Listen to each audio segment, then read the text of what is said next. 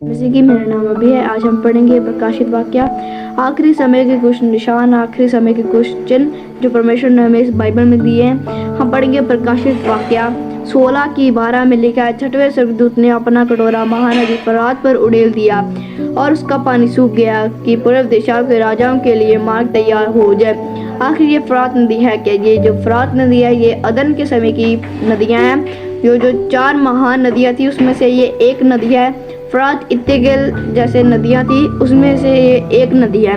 इसका पानी जब सूखेगा तब पूर्व दिशाओं के राजा के लिए मार्ग तैयार हो जाएगा। आखिर ये मार्ग तैयार क्यों होगा?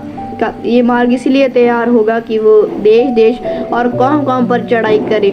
ये लिखा है, 7वें स्वर्गदूत ने अपना कटोरा हवा पर उड़ेल दिया और मंदिर के सिंहासन से यह बड़ा शब्द हो चुका।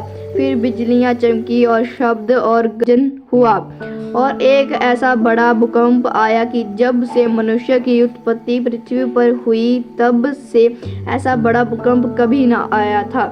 यहाँ पर हम पढ़ते हैं, जब 7वें स्वर्गदूत ने अपना कटोरा हवा पर उड़ेल दिया तो मंदिर से सिंहासन से ये बड़ा शब्द हो चुका। फिर बिजलियां चमकी, जो बिजलियां चमकेंगी। फिर भूकंप ऐसा आएगा कि जैसा पृथ्वी की उत्पत्ति से लेकर अब तक कभी ना होगा, इतना बड़ा भूकंप आएगा। इसके आगे हम पढ़ेंगे प्रकाशित वाक्य 21 में भी लिखा है, फिर मैंने नया आकाश और नई पृथ्वी को देखा, क्योंकि पहला आकाश और पहली पृथ्वी जाती रही थी और समुद्र भी ना रहा। इसके बाद जो भी युद्ध होगा, परमेश्वर का आगमन होगा, उसके बाद नया आकाश और नई पृथ्वी हो जाएगी। जैसे इसके बीच में भी हम पढ़ते हैं प्रकाशित वाक्य 20:4 में हम पढ़ेंगे, फिर मैंने सिंहासन देखा और उन पर लोग बैठ गए और उनका न्याय करने का अधिकार दिया गया। मैंने उनकी आत्माओं को भी देखा जिनके सिर यीशु की गवाही देने और परमेश्वर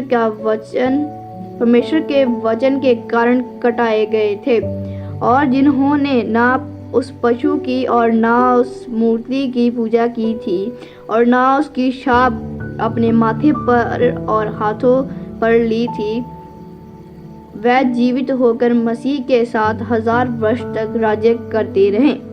यहाँ पर हम पढ़ते हैं कि जो छाप आएगी, जो जैसे हम पढ़ते हैं मार्क ऑफ द बीस्ट 666 की जो मोहर आएगी, वो जो लोग वो उनको नहीं लगाएंगे वो परमेश्वर के साथ 1000 वर्ष तक राज्य करेंगे। जैसे हम पढ़ते हैं कि परमेश्वर के हुजूर में एक दिन बिताया 1000 वर्ष के समान है, वैसे ये 1000 दिन आप खुद ही अनुमान लगाएं कितने होंगे। तो हम परमेश्वर के साथ इतने दिन तक राज्य करेंगे।